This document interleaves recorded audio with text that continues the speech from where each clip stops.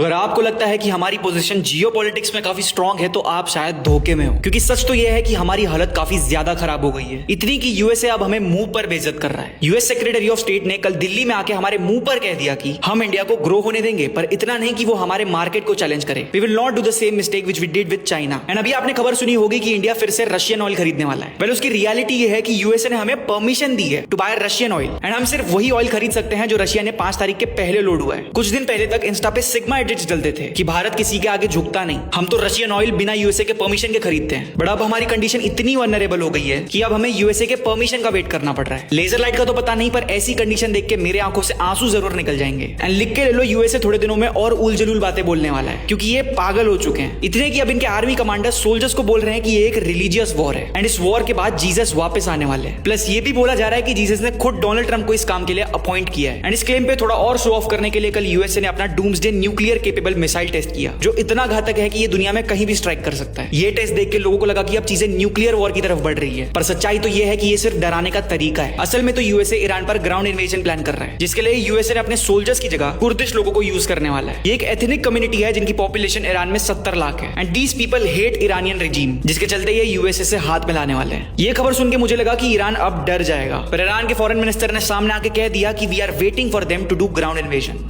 Are you afraid of a U.S. invasion in your country? No, we are waiting for them.